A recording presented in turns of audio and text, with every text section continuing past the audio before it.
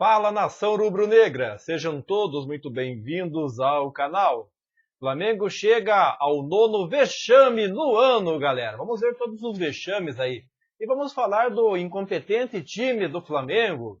Então, galera, vamos falar aí sobre os vexames do Flamengo nesta temporada. Então, o Flamengo faz uma temporada de 2023 aí muito declinante e acumula vexames em cima de vexame, né? Só fiasco. O time foi eliminado aí de competições de forma vexatória, né? Até o Carioca, né? Isso vamos ver. Então apresenta a postura apática na maioria dos jogos, parece que não está recebendo salário até, né? E sofreu goleadas de adversários com elencos muito inferiores. Então neste sábado o Flamengo teve mais uma atuação vergonhosa sobre o empate em 0-0 com o time reserva do Internacional. Então a lista aí de vexames do Flamengo inclui quedas no Mundial de Clubes e Libertadores, grandes sonhos do torcedor rubro-negro. Além disso, aí a postura dos jogadores em campo e fora dele ao longo de toda a temporada é o que mais gera revolta entre os torcedores do Flamengo, né? Então já começou aí, né, sobre a queda precoce no Mundial de Clubes. Então a competição aí mais aguardada por todo torcedor rubro-negro, o Mundial de Clubes, aí deu um sinal do que seria a temporada do Flamengo. Afinal, o time não chegou a encarar o campeão europeu, Real Madrid, pois caiu na semifinal para o Al Hilal, né? E além de levar gozação aí, né, dos rivais, né? Real Madrid pode esperar, sua hora vai chegar. Quem não lembra da final daquela Libertadores, né? Só fiasco. Então o placar aí de 3-2 dá a sensação de jogo disputado, mas na verdade o Flamengo em nenhum momento esteve perto da classificação. O Flamengo perdia por 3-1 até os acréscimos do segundo tempo, quando o Pedro marcou o segundo. Mas a eliminação já estava sacramentada, então na decisão de terceiro lugar, o mais querido venceu por 4-2 e evitou um vexame ainda maior, né? Então o Flamengo também perdeu a Recopa Sul-Americana dentro do Maracanã. Então, em anos anteriores, o Flamengo teve momentos de dificuldade jogando como visitante, mas sempre teve no Maracanã um local de segurança, né? Então, em 2023, o time mantém a postura e a falta de intensidade, apesar do apoio do estádio lotado. Como resultado, perdeu o título da Recopa Sul-Americana para o Independiente Del Valle em casa, né? Após perder o primeiro jogo por 1-0, o Flamengo precisava aí pelo menos por 2 gols aí para conquistar a taça no tempo normal. Apesar de dominar o jogo, o Flamengo só conseguiu marcar em chute de longe do Arrascaeta e levou a decisão para os pênaltis.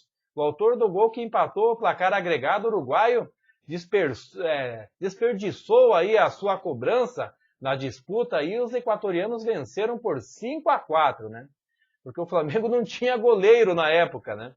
Então o vice-campeão carioca para Fluminense, aí o Flamengo vice-campeão para o Fluminense, né?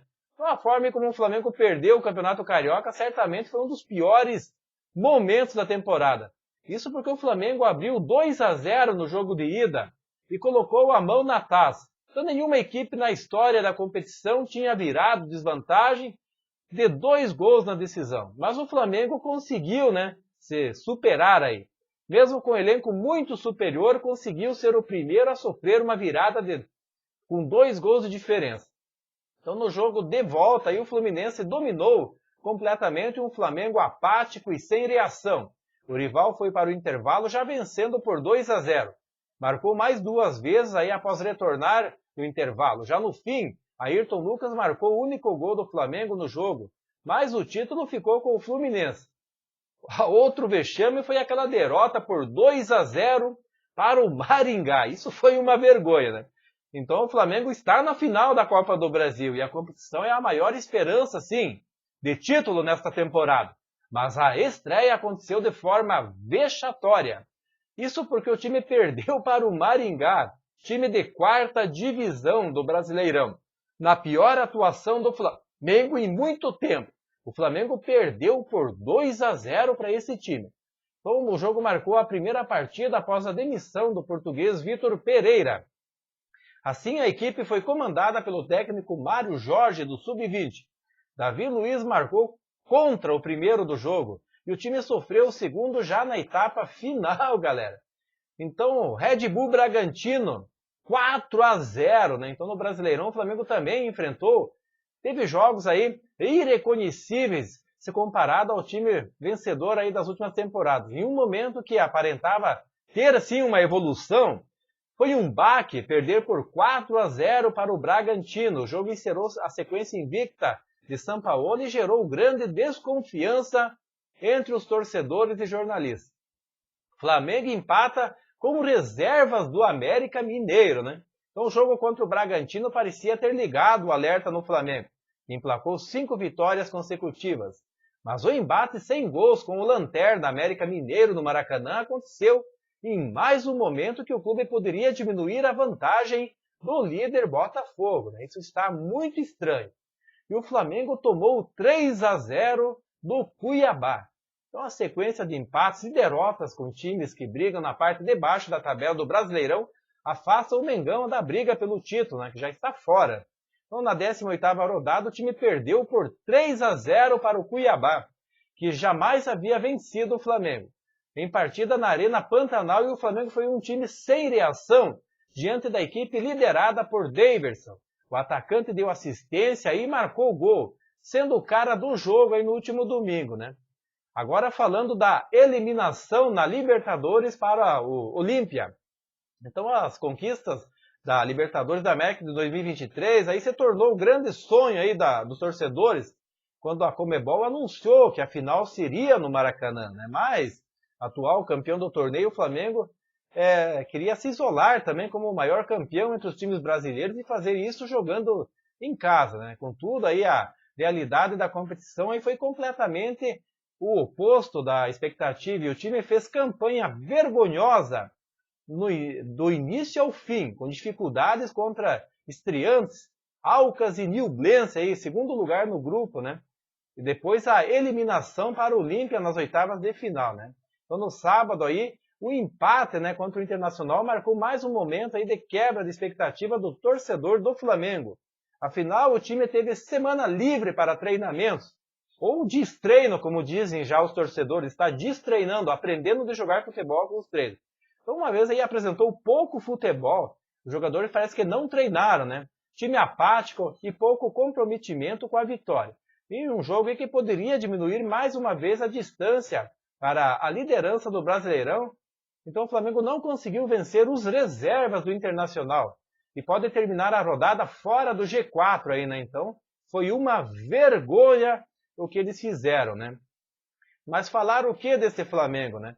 Então neste sábado aí, né, falando um pouco sobre este jogo, vendo aquele sofrível Flamengo estelar se arrastando em campo como um bando irreconhecível. Então o flamenguista experimentou uma sensação desagradável de entrega aí, né? O torcedor, né, mais de 50 mil pessoas que foram ao Maracanã debaixo de chuva, um temporal, para assistir um time sem vontade de ganhar, né? Então esse conformismo aí do time chega a ser até palpável e a equipe se dissolveu. E estamos assistindo o quê? Um grupo desconexo e que não mantém uma linha defensiva, que não sabe mais atacar, que corre errado e simplesmente não se entende em campo, né? Os caras não treinam, não podem, né? Então isso não começou hoje. Na verdade, isso vem desde 2019, onde uma série de fatores conspiraram aí para que tudo desse muito, muito certo. E funcionou com uma faca de dois gumes aí. Os poderosos chefões, com egos inflados, se tornaram imbatíveis e tiveram a licença para cometer uma série de atrocidades dentro do clube. E olha que nem vou falar de curral eleitoral, né? O amadorismo do futebol vem acumulando aí erros em cima de erros. E uma hora é óbvio, o Flamengo pagaria este preço aí, né? Então o que o Flamengo quis fazer aí, antecipar o planejamento, que sempre foi indispensável para o Flamengo, mas que nunca deu certo, galera. Então não adianta contratar o técnico que quer ou pode vir o Flamengo, é maior que qualquer técnico ou que qualquer jogador também, né? Então o planejamento tem que começar antes da temporada acabar, e não em março, quando começam as promoções. Isso era aceitável até 2018, quando o Flamengo tinha que esperar para ver o que sobrava e o que dava para contratar, né? Agora, se você quiser montar um time novo, uma equipe nova, então você contrata o técnico, mesmo que você não consiga nada, mas tem que manter aquele técnico, uma linha, né? Mesmo que a torcida não goste, mas não adianta ficar mudando de técnico toda hora também. E o jogador que não quiser jogar, que arrume clube e que vá, né? Então o planejamento tem que ser além de empresário amigo, além de medalhão semi-aposentado, né? Então as contratações têm que ser específicas, as que complementam e suprem as necessidades do time, as que reforçam o elenco e não as de oportunidade, né? Então quem assistiu esse Flamengo e Inter aí deve estar muito nervoso, é uma raiva, uma frustração gigante, porque realmente não tinha a menor necessidade de chegar a esse ponto, né? O ponto mais baixo de um time de futebol, né? O técnico cuja característica é a ofensividade parece tão apático e entregue como o restante, né? Triste olhar o quadro e entender o que está acontecendo. Outra falha, outra perda de tempo e insistir no erro pode ser pior ainda, né? Ou o Sampaoli está querendo sair do Flamengo e receber a multa e passar as férias em Búzios. Quem sabe não seja isso, né? Mas é isso aí, nação rubro-negra. Quero agradecer a todos pela presença aqui no canal e em breve voltarei com mais informações do Mengão. Um forte abraço a todos e até a próxima!